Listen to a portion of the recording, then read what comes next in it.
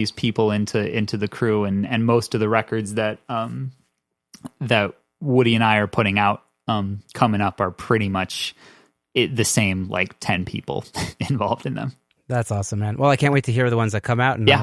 I'll give the if it's out, I'll give the record a listen. Yeah, please do. Christine Huckel, soon. May Erlewine, and Woody and Jeremy are the ones that are cool. coming out shortly. I'll pop those names in the show notes, and hopefully if there's links, I'll pop them in as well. Yeah, absolutely. So you say sometimes you do recording, sometimes you do mixing, sometimes you do mastering. Like generally, do you send out for mastering, or is it like really depend?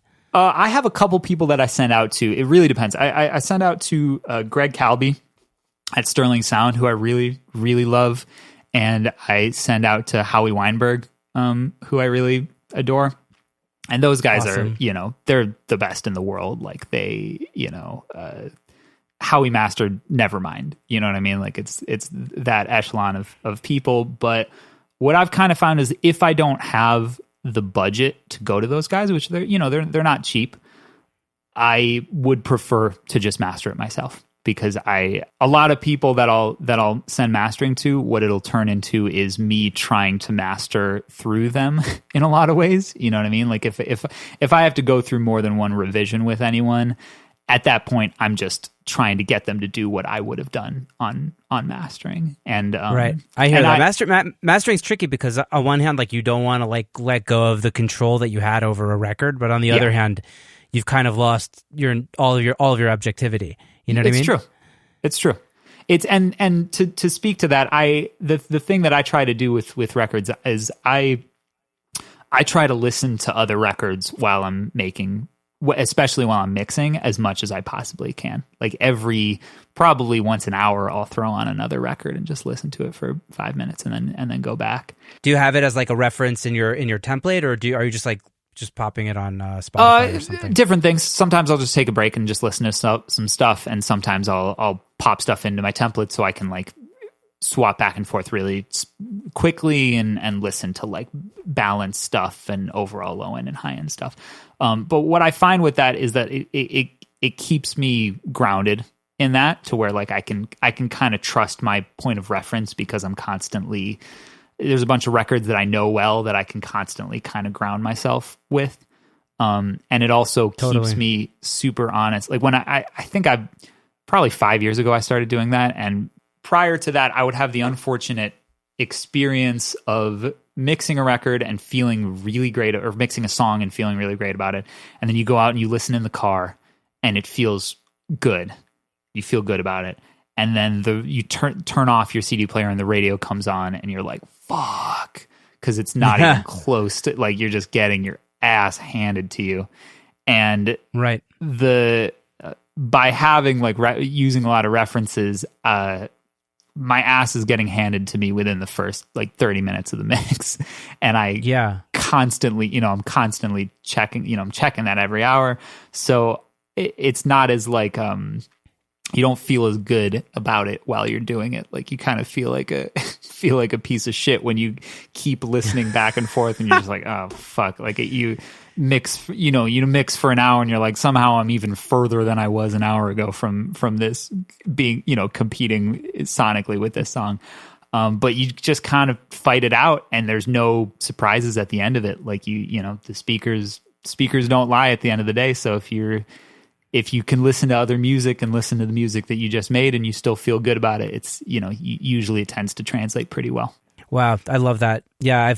Believe me, I've been in that spot where like, oh, this sounds great. And then you listen to another record and you're like, oh shit, I'm terrible. Oh my God. We all are. We've all been there. Right. Yeah. Yeah, of course.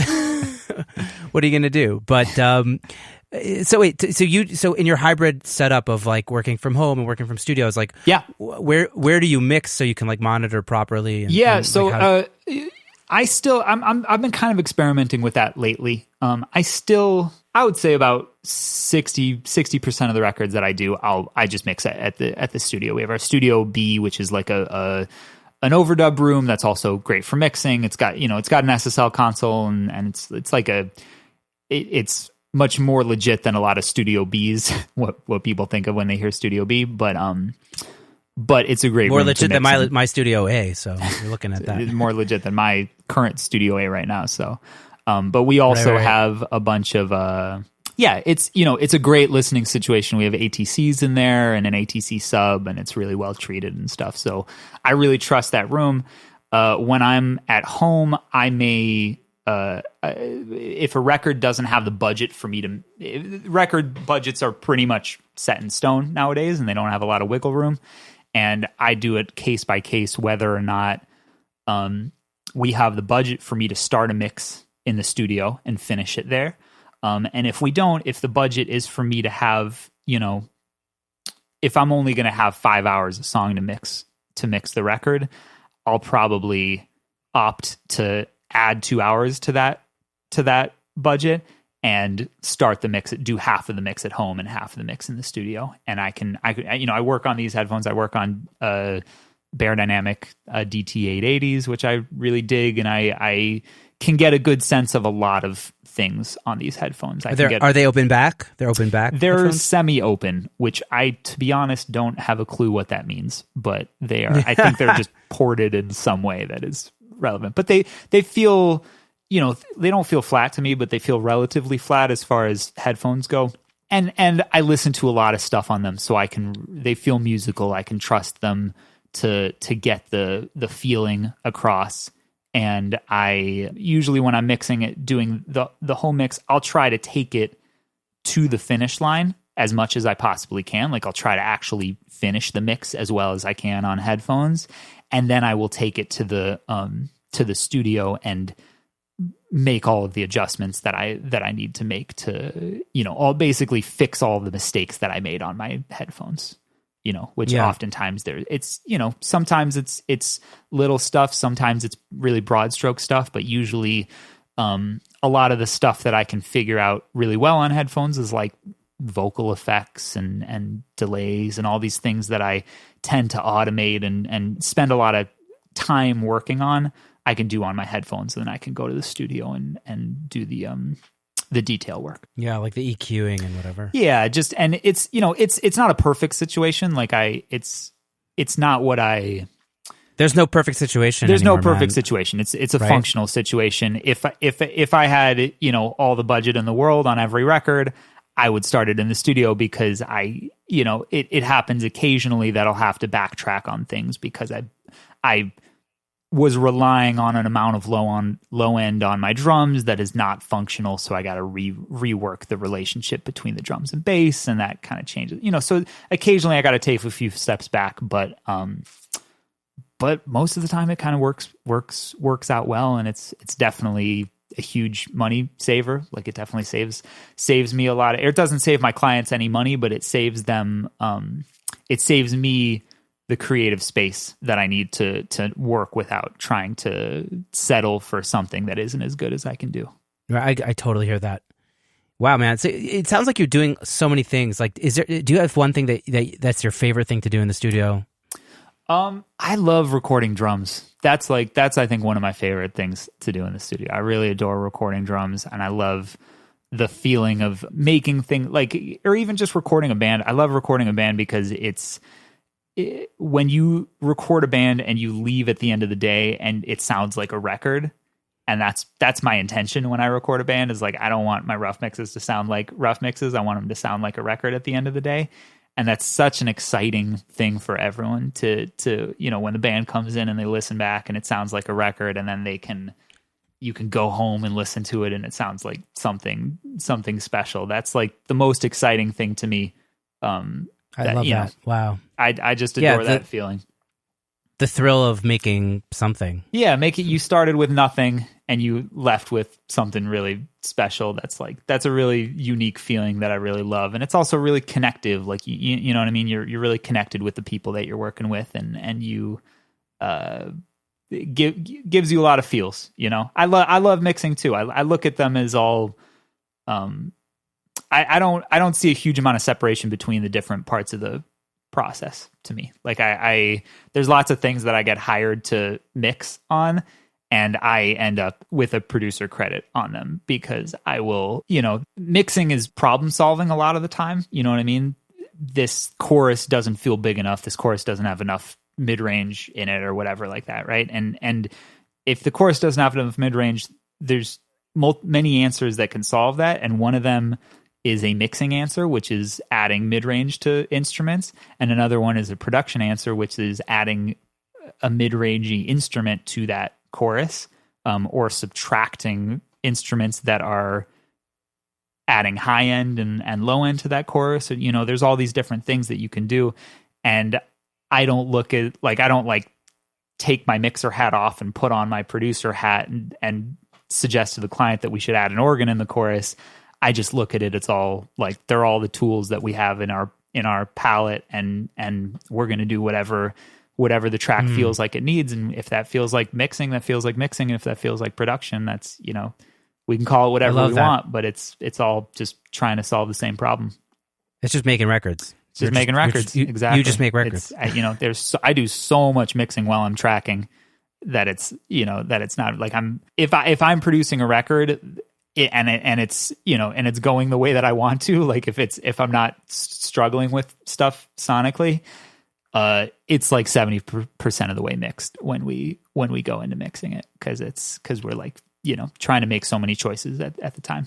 Wow, that's awesome. That's that analog old school mentality kind of giving you exactly those decisions at the get go. Yep, the record that I was talking about a second ago, May Erlewine. We tracked it to 8 tracks. So when it went into mix, it was, which actually that record was mixed by Noah Jorgensen, I believe is the way you say his last name. But he couldn't have done that. The record already sounded the way that the record was going to sound when we sent it to him, because he pretty much had 8 tracks to work with, and you can kind of only do so much to the drums were on 2 tracks. You can't change the drum sound completely at that point, Wow. That's awesome, dude. So we've talked a lot of stuff. What's one thing that you would share with the audience, somebody who's coming up in this industry? What's one thing you would tell them to either do or not do at the beginning of their career? Yeah, sure. Well, I could say something that I tell to a lot of we have a really, really great internship program at the studio.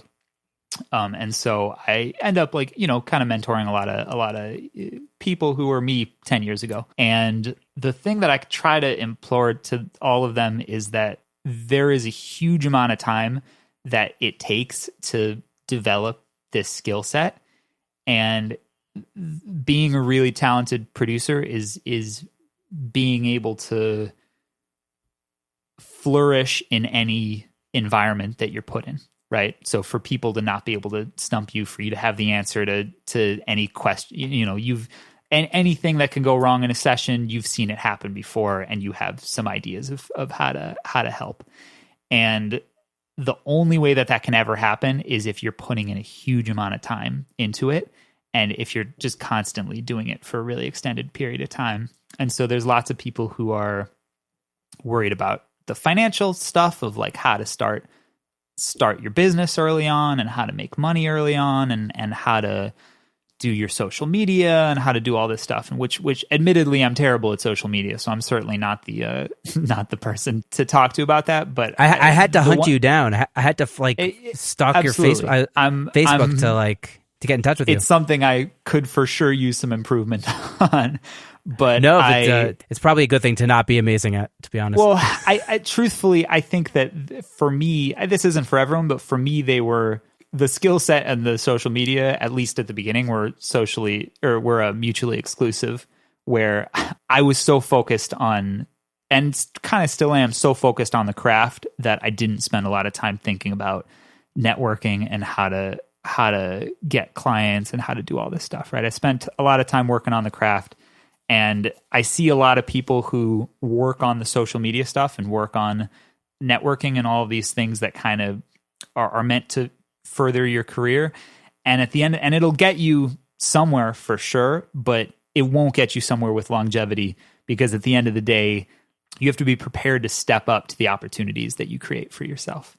And there's no point in trying to create, most of the things that have happened to me, which, I have a humble career in which I'm certainly not a millionaire, and I'm not trying to, I'm not making Taylor Swift records, but I work with a lot of great people, and every opportunity that I've gotten through that has been a pretty